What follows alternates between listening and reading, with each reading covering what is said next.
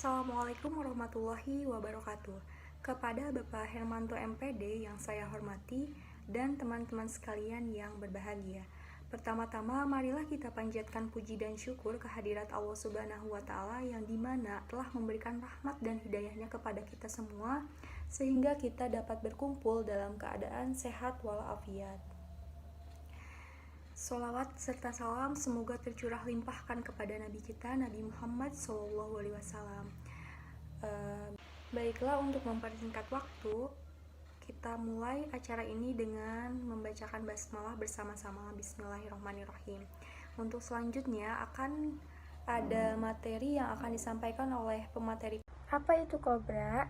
Jadi, COBRA atau Common Object Request Broker Architecture adalah suatu standar untuk sistem objek oriented terdistribusi yang dikembangkan oleh OMG. COBRA memungkinkan kita menggunakan aplikasi tanpa adanya batasan platform, teknologi jaringan, bahasa programan, maupun letak objek pemberi servis yang dituju. COBRA sebagai sistem yang terdistribusi memiliki potensi yang besar untuk ditembus dari berbagai sisi. Sistem COBRA terdiri dari objek-objek yang mengisolasi suatu klien dari suatu server dengan menggunakan interface enkapsulasi yang didefinisikan secara ketat.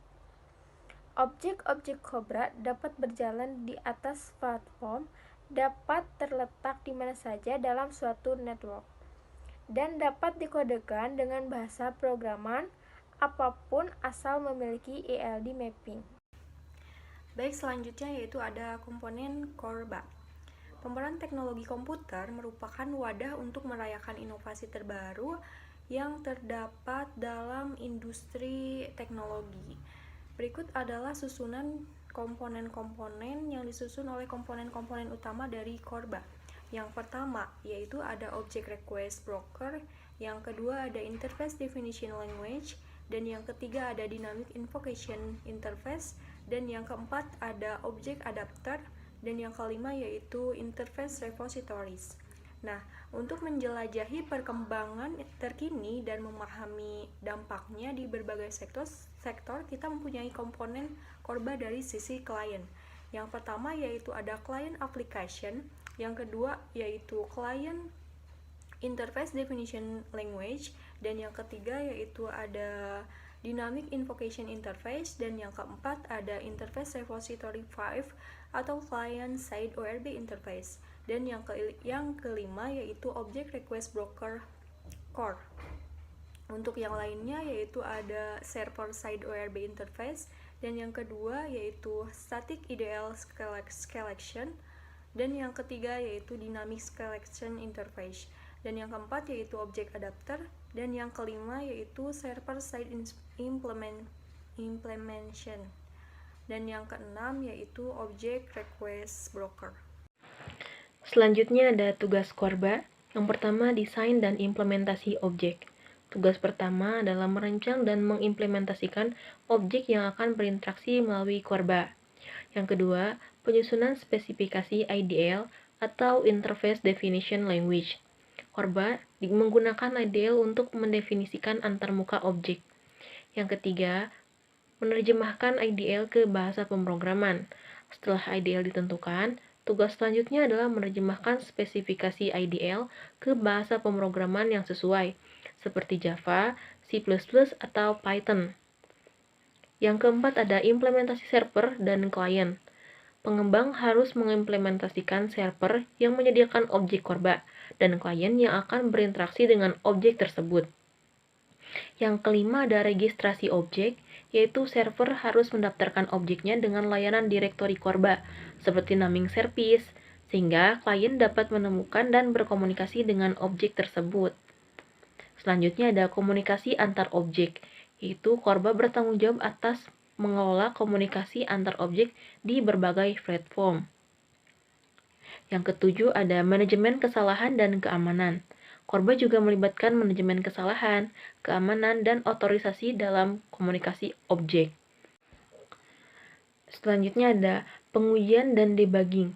Tugas ini mencakup pengujian seluruh sistem CORBA, memastikan bahwa objek berkomunikasi dengan benar, dan memecahkan masalah atau kesalahan yang mungkin terjadi selama pengembangan.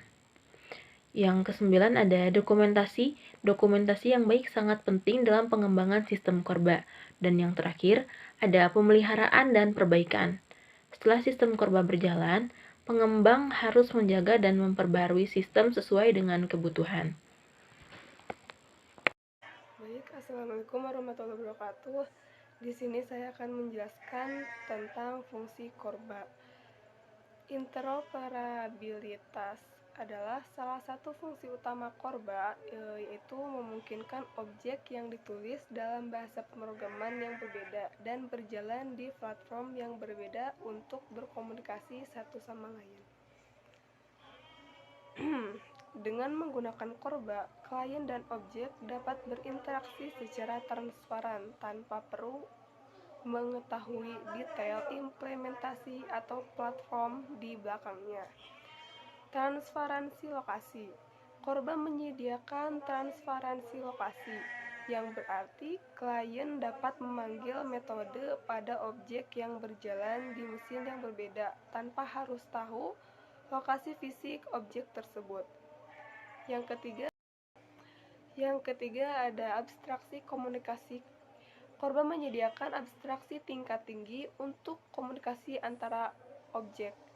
Ini memungkinkan objek untuk berkomunikasi secara transparan melalui jaringan yang mungkin memiliki protokol dan teknologi komunikasi yang berbeda, seperti TCP atau IP atau IIDP, Internet Inter-OLB protokol. Yang keempat ada pengembangan aplikasi yang berorientasi objek. Korba mendukung pengembangan aplikasi yang berorientasi objek dengan menggunakan konsep seperti pewarisan, enkapsulasi, dan polimorfisme. Lalu skalabilitas.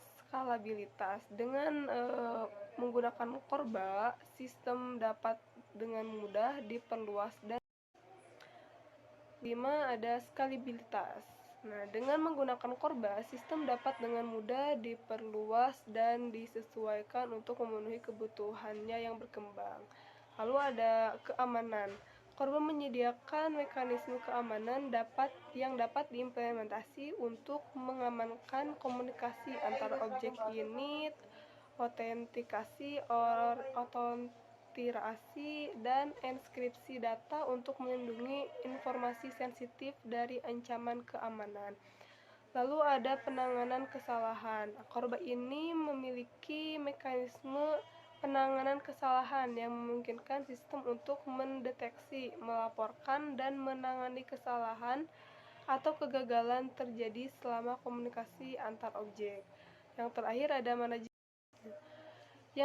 ada manajemen objek. Nah, Korba memungkinkan manajemen yang efisien termasuk registrasi, penemuan, dan pemberhentian objek ini. Ini memudahkan pengelolaan dan pemeliharaan objek di lingkungan yang terdistribusi. Terima kasih. Baik, selanjutnya ada implementasi atau penerapan dari sistem Korba.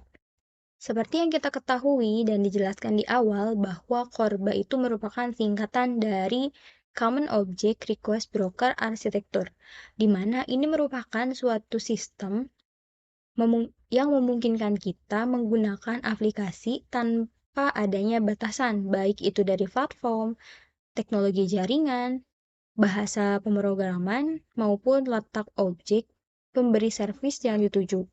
Selain itu juga, sistem ini memiliki potensi yang sangat besar sehingga dapat ditembus dari berbagai sisi. Sebenarnya ada banyak sekali contoh penerapan ataupun implementasi dari sistem Korba di lingkungan kita sehari-hari. Salah satunya adalah sistem transportasi. Ada 4 contoh yang saya ambil dari sistem transportasi. Yang pertama, manajemen lalu lintas. Penerapan Korba dapat digunakan dalam sistem manajemen lalu lintas perkotaan. Ini memungkinkan berbagai perangkat, baik itu dari lampu lalu lintas pintar, kamera pemantauan lalu lintas, ataupun sensor kendaraan terkoneksi, sehingga mereka saling terhubung satu sama lain dan bisa berkomunikasi dan mengoptimalkan aliran lalu lintas. Yang kedua, manajemen informasi penumpang. Sistem ini digunakan biasanya di stasiun, terminal, dan di kendaraan yang menggunakan sistem Korba. Untuk apa? Untuk menyediakan informasi real-time kepada penumpang, termasuk jadwal, peta ataupun maps, dan informasi perjalanan. Yang ketiga, sistem transportasi publik. Penerapan Korba dalam sistem transportasi publik ini dapat membantu mengintegrasikan berbagai mode transportasi seperti bus, kereta api, dan taksi. Ini memungkinkan perencanaan perjalanan yang lebih lancar dan leluasa, sehingga penjadwalan yang lebih baik dan pembayaran terpadu untuk pengguna. Baik, di sini kesimpulannya adalah Korba ini merupakan Internet Inter-ORB Protocol untuk mengatur bagaimana objek berkomunikasi melalui jaringan. Nah, ini merupakan open protokol yang berjalan di atas TCP atau IV. Penutup kesimpulan ini, Korba bukanlah bahasa pemrograman, tetapi spesifikasi pengembangannya objek-objek terdistribusi atau biasa arsitektur software yang berbasis objek orientasi dengan paradigma client server. Object Request Broker atau ORB merupakan inti dari Korba dan bertanggung jawab untuk menjalankan semua mekanisme yang dibutuhkan sehingga pada dasarnya Korba dapat berjalan pada semua sistem, terutama karena memanfaatkan konsep interface. Interface terdiri dari kumpulan operasi dan parameter operasi dari interface tersebut merupakan penghubung antara klien dan server. Nah, Korba membantu menyederhanakan persoalan dengan menyembunyikan berbagai detail pekerjaan pada level rendah dan heterogenitas sistem dan platform. Lebih lanjutnya, arsitektur OMA menyediakan sebuah framework pengembangan sistem terdistribusi yang konsisten sehingga heterogenitas tetap dapat dikelola dengan baik. Baiklah, mungkin hanya itu saja yang dapat kami sampaikan. Kurang lebihnya kami mohon maaf. Terima kasih. Wassalamualaikum warahmatullahi wabarakatuh.